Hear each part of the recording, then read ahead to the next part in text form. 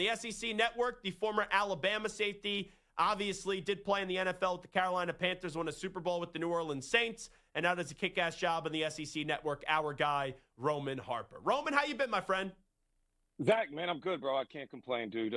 Just dadding my tail off over here. Can't even complain. I'm actually folding laundry as we speak. I just want everybody to know this is the type of stuff I do when I'm not on TV. Now, here's the thing. You make still enough money. Very active. Hold active. on. You made enough money in the NFL. You make a lot of money at the SEC Network. I know you got a good agent. You don't have a maid? You don't have someone that's folding the clothes now? Come on. Well, we have a cleaner, but, I'm not going to make her do all this, too. This is stuff that if my dad can do it, I can do it. I know how to do it. It needs to get done. So laundry day before I leave town is usually my expertise. So I grind it out, I got upstairs washer and dryer, downstairs washer and dryer. I just want everybody to know, this is the hustle, bro. This is, it takes more than me just showing up on Saturdays with a smile. This is what I do. So air out the dirty laundry for us. Alabama, Georgia. Where's your confidence with Kalen DeBoer and Ty Simpson going into this one? Honestly, it's a great opportunity that for, how does Alabama respond when they get punched first or punched back, right? That has been the one thing that is Alabama. Have they been able to answer the bell? I can't say they have always been able to do that. And so when they punched Florida State punched back, they didn't respond. Last year, they punched Georgia. Georgia punched back. They kind of it's almost like Georgia ran out of time in that game last year. So it's going to be really, really interesting because I know this game could spin 1,000 different ways with all the emotions going into it. As great as Kirby Smart has been, the one thing that everybody knows, including all the Georgia fans that are literally all telling each other, we can win this game. This is the one we got to have. But deep down inside, they know. It's like when I was in high school, all of a sudden I've been lifting weights and my older brother is like, I think I can take him. But at the end of the day, you still got to take him. And it takes a second to start to believe, or you actually got to do it because I still haven't beat my older brother up. So, it's just one of those things that until you do it, you just truly don't know. In Alabama, I hope they walk into this stadium full of confidence, chin up, shoulders back, understanding that beating Georgia is just what we do, but you cannot waver faith. It's not going to be pretty. It's not going to be perfect. But when it gets dark, are you willing to take Georgia to a dark place that they don't want to go to at the end of the day? You have to be willing to go that far if you're Alabama, because understand this is going to be a road environment that you haven't felt in a long time. A lot of these kids have never felt it. And so it's going to be really, really interesting because I know how much Georgia and their fans want this game, and I know how much Alabama needs this game, especially for Kalen DeBoer to continue to supplant himself as the Alabama head football coach. If Alabama does lose the game and Georgia and Gunnar Stockton have their moment and they get the revenge, Georgia, from last year when Carson Beck was their quarterback, what's the conversation on Sunday and Monday about Kalen DeBoer now in his second year at Alabama if the Crimson Tide lose this one? Well, it depends on how they lose. Zach, how do they look in that loss? I think that matters too. If it's a close game, I don't think it's anything about, Kalen DeBoer and this Alabama program. I think it's the conversations that Georgia's still the standard, that the standard in the SEC, all the movement, all the teams coming in, Oklahoma, Texas, big brands, Georgia's still the standard. They didn't win they won the SEC tournament conference last year. After winning the conference championship, after going on the road and beating Texas, and then beating them again in the SEC championship game. And then also that the one thing that they have not been able to do, they actually avenge that now. So, maybe Georgia, even when we think Georgia is down and out, they don't look the same. They found ways to win versus Tennessee in a different manner in which we're naturally used to seeing them play a game in. And then on top of that, now they get over the true hump, which is Alabama, the thing that the real Achilles heel for Georgia, which is can they beat Alabama? I think, what is the record? It's like they've lost 3 or 4 games to everybody and then 1-9 versus Alabama. It's crazy banana stats that are going on. And so trust me, everybody feels it, but that to me will be the conversation side. Roman Harper here with us. LSU Ole Miss. I guess we'll see who's going to play at quarterback for Ole Miss. And Trinidad Chambliss. I think they said Trinidad Chambliss already announced. Okay. Yeah, I saw that Kiffin, that's where it was looking, but he wouldn't actually say who it was. So you look at LSU, their offense, their defense is great. Their offense has some problems. How do you think that game's going to play out coming up on Saturday, LSU and Ole Miss? You know, I think it goes back to exactly what, look, LSU's struggling running the football. And the same can be said about Alabama, right? Alabama's not running the football well from the running back position. But the biggest difference is Alabama's offense is explosive. They still make big plays down the field, chunk plays. So as long as your offense is explosive, you're not going to have anybody complaining. LSU's lacking explosive plays, and they're lacking a run game. And so most people correlate, well, if I can run the football, then I can get play action and get big passes. So they got to figure that part out. And Brian Kelly has been talking about it. This is not something he shied away from. He knows it. He's trying to do everything he can to get it all going in the right direction, because he knows if they don't, it's going to cost them a game ultimately, a game that they should lose. They are going to lose, and it could very easily happen this weekend. And so, Zach, where I'm looking at is on the defensive side for LSU. Do they take that next step? They've been great so far, yes. But let's look at the numbers. Versus running quarterback, Zach Gelb, and maybe this is just a Roman Harper thing. I don't know how many people are talking about this, but this is just a Roman Harper thing. LSU's defense was not that good last year. They were way better than they were 2 years ago, okay? They've made another big leap. But the one place that they still struggled at was versus running quarterbacks. Trinidad Chambliss is a running quarterback that has the ability to throw the ball accurately down the field and dot you up. So he's a very much so a dual threat quarterback that's played a lot of ball. Won a D3 championship at Fair State. You've heard it all, whatever. Last year versus running quarterbacks, LSU versus Jalen Milroe. Milroe had 185 yards and 4 touchdowns. Marcel Reed, another really good running quarterback for Texas A&M, who didn't even start the game. 9 carries, 60-plus yards, 3 touchdowns. This is the first time LSU's faced a true running threat at the quarterback position. So how does LSU, do they continue to answer the bell defensively? And if they are able to make Ole Miss null and void on running with the quarterback, which all of a sudden these plays start to show up for Ole Miss when Trinidad Chambliss is at quarterback, 3rd and 6, run. 3rd and 5, quarterback run. This was not the case when Austin Simmons was a quarterback. So how does LSU ultimately handle this part of the game, for me, will determine their success. And if they're able to win this game, or if Ole Miss gets enough pressure defensively on Nussmeier and they win the game at home. Yeah, I liked Ole Miss going into your answer. Now I like them even more. But I just look at the spread. I see Ole Miss as a 1.5 favorite. I feel like that's begging me to plus it with LSU, so that's why I'll take Ole Miss. That's my analysis. That's why you're on the SEC Network and I'm here. Let me get back to one thing, though, on Ole Miss. There's a lot about the future. I could have just saved all that.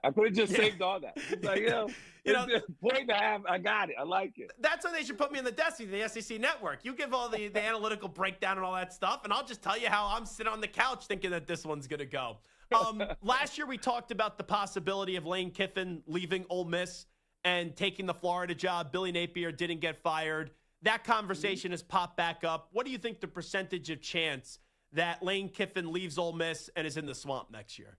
I think Lane Kiffin's in a place of bliss right now. He's in a different place in his life. He's no longer drinking. He's finding different ways to entertain himself, whether it's his yoga. I think he's in a really good place where, Ole Miss, like, he's had more 10-win seasons than him and Jimmy Vaught, right? Like, he's considered the second best, if not the best coach at Ole Miss history right now. So it's going to be, he will take over if he even comes close to sniffing a national championship or they make the playoffs, which they very easily could do. According to ESPN, they got like a 50-some% chance to make it, like the second highest in the SEC right now. So, it's easy to all of a sudden now think the grass is greener, but I don't know if Lane Kiffin is really searching that. Maybe younger Lane Kiffin was searching for that, but he can make plenty of money. His life's really easy in Oxford. And if he goes to Florida, how do you rebuild it? Can you rebuild the same success at Florida as what you've been able to build in a short amount of time at Ole Miss, doing it through the transfer portal, doing it your way, and guys buying into it your way at Ole Miss, where you go to Ole Miss or you go to Florida, and now you're going to get compared to Spurrier and the what's the one that's Urban Meyer and everybody else that's up there. So do you want to do that? And so, or do you want to be able to do it your own way and kind of do it what Dabo's doing, and you kind of run that gambit where Dabo stays for 18 years and they're finally getting a little attitude on him. And so, but that's marriage, right? So yeah. I wouldn't leave. Yeah, if I was Lane, I wouldn't leave right There's now. No way. I would rather be at Ole Miss right now than the uncertainty of what's going on at Florida. Who would have ever thought we would be saying that? Roman Harper, SEC Network, Auburn, Texas A&M. As you Another fold laundry game with us, who do you like on that pick? Oh, man. So Auburn, Auburn, including their fans, they used a lot of emotions last week in that game, understanding that Jackson Arnold coming back. They really, really wanted that win, including the fans. They all wanted that win more. And now Texas A&M coming off a bye week. They've had a little time to rest. And this offense of Texas A&M is completely different than it was last year. Last year it was run Le'Veon Moss and all these other things. And now it's Marcel Reed throwing the ball up to Mario Chambers and KC Concepcion. Like, these two receivers are what I would dab at or term as elite college wide receivers. These guys get open, they catch in traffic, and they have the ability to take it to the house. And I give Auburn credit because last week versus Oklahoma, they were better in first and second down situations, which allowed them to be better on third down, because that's where Auburn has really struggled with defensively, is covering guys on third down situations. So if they can have success on early downs, first and second down, creating negative plays, they give themselves a puncher's chance versus Texas A&M. But right now, I really like this Texas A&M team. They have a bye. I think Auburn spent a lot of emotions last week, and sometimes when you lose a tough one like that, you don't have enough to get back up the next week. I think that's what happens this week. I don't know if I'm giving you my pick yet, but kind of, sort of. I like Texas A&M just because of coming off the bye. Auburn spent a lot last week, and the fans wanted that game, and they didn't get it.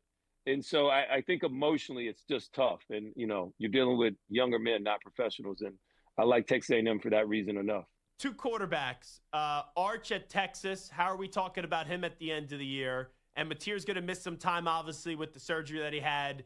What was that? What happened? Did you hear anything exactly what happened? I think that's a huge loss. I saw it I think it was some play in the first quarter where it was just a broken thumb that now he needs surgery. And they say there's an outside chance. I was reading one of the reports.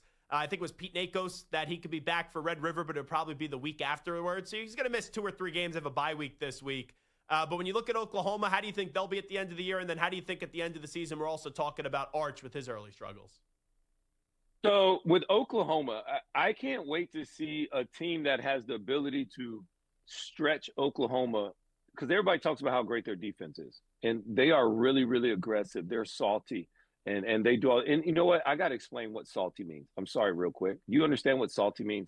I say that when I talk about teams or defenses, when I'm like, man, they're salty. Yes. That just means... So I'm just going to give you the 31-year-old perspective. Okay. I got gray hair. I don't know how much gray I have in the beard like you. So I'm a little bit younger than you. But if I hear someone say salty, I've never heard it said for a defense. I'd be like, oh, that person's just jealous. That person has their feelings hurt a little bit. No. Salty means it's just like too much salt in the food. It's overpowering. Ooh, okay. It just takes it all over. So that means when a defense is salty, they're overpowering. It takes over the whole plate. It's just you can't taste anything but that. So yes, that's what a salty defense is. They just take it all over, overwhelming. And so that's what Oklahoma's defense tries to be. And they do an awesome job of it, especially with their front seven. But their secondary, they have to get healthier back there. And I'm waiting for them to play against a team that can stretch them vertically, throwing the football down the field. Michigan couldn't do that with their freshman quarterback. Jackson Arnold missed 3 or 4 throws last week that if they make that catch or throw for that touchdown, the game feels completely different. So once they play against a team, because the way they play defensively, they don't cover everybody all the time. They're fine with that because they trust that their defense is going to get there before you find them. And so when they find against the team with the right person on the outside that can beat them down the field and complete a couple of those passes, we'll know what Oklahoma is going to be. But right now, Oklahoma has the outside chance of being a playoff team with 1 or 2 losses for sure. And then Texas, man, I still want to see more and more growth out of Arch. I like that Sarkisian is running him on the first 4 to 5 plays of the game, kind of let him get hit, kind of let him get into the game emotionally and physically. And then last week, I thought he actually made some layup throws. That 8-yard in route, 12-yard in route in the NFL, that's a layup. I got to have that every single time. It can't be a one hop or an incomplete pass. If he's open, you got to dot him, right? And so he made more of those throws and completed those throws. Still a little bit thing that I'm concerned with, Zach, is that a couple of those throws, that 15-yard, he was throwing it to him, but the wide receiver had to go down to catch it. I want that to be a catch and run, right? So that's the room for improvement that I got to continue to see out of Arch. I don't want just the catch. I want the catch and run. Don't call me greedy. That's just the expectations of what I want for an NFL-style quarterback, or what we anticipate that this young man could grow to. That's the next evolution in his progress or process in this season. One last one in the SEC. Roman Harper, great job, SEC Network, here with us on the Zach Gelb Show. I like Tennessee this weekend, but I think Mississippi State is alive. I like them up against Arizona State. How alive is Mississippi State to you? Man, look, they are, as crazy as it sounds, they are a second-half team. I know, right? Sounds crazy. Mississippi State being termed a second-half team. They're putting up points in bunches in the second half. Well, for the last few years, they didn't even have to play in the second half. Let's be real. They've been bad. So they are literally putting up points in bunches in the second half. And it's really their downfield passing game. What they've been able to do in that side of the football has been really, really fun to watch. They got some of the guys on the outside very, very fast. I haven't been able to learn all their names yet. But fast wide receivers on the outside making plays, downfield throwing the football. So we saw that Georgia was effective in very similar ways. Mississippi State can play with Tennessee some on the outside, right, on the defensive side. But in my opinion, Tennessee has to establish their dominance over Mississippi State, running the football dead smack at them. I know Mississippi State's big, that first group, but you got to get to that second group and let them know that you don't belong here. And so you got to impose your will on Mississippi State. Do not allow them to let this game be close or feel like they have a puncher's chance to get you. And so the best way to do that is to win the game physically first. And so if I'm Tennessee, I want to come out, establish the run, throw the football a little bit, but I really want to pound the rock and make Mississippi State feel small in this game and win the game offensively. Let your offense be your best defense, keeping them off the field. Does Feinbaum make you fold his laundry, by the way, on the road? I don't even know if Feinbaum does his own laundry. He wears a lot of the same things. But just Feinbaum does Arch Manning's laundry, if I'm being honest, though. He loves Arch. You know, he took blame for Arch's bad play early. He was like, it's my fault because I put all this pressure on him. I said he was in second coming and all these other things. I'm just glad you're able to see that I'm multifaceted, multi-talented. I do a lot, you know? Yeah, honestly, folding laundry. I may pay you and fly you out to New York because I'm not good at folding clothes. I may need an assist. My wife is always, she thinks it's funny because it is kind of therapeutic for me. I fold laundry. I do all the laundry in my house. And so, but let's be real. You could talk to me. You could fold some laundry. You knock out both things, and you don't have to go deal with the kids and the wife right now. So it's good. No, it's all good. You probably don't want me to hang up because reality sets in once I say goodbye to you. Well, that's true too. But then you know what really sets in is that I got to drive. I got to drive my daughter and 2 of her teammates to soccer practice. What is it, carpool? Yeah, I carpool too. So do you have a minivan? No, we don't minivan. I got the Escalade, so okay. the big one. So so Dad's still a badass in the Escalade. Yeah. It still rumbles when I hit the gas. You got it. It still rumbles. He's the great Roman Harper from the SEC Network. Roman, enjoy. Pretend like you're talking to me for the next 15 minutes. Just yell out things so you don't have to go back to being dad. All right. Thanks, Zach. I'll keep it quiet, bro. Appreciate it, my boy.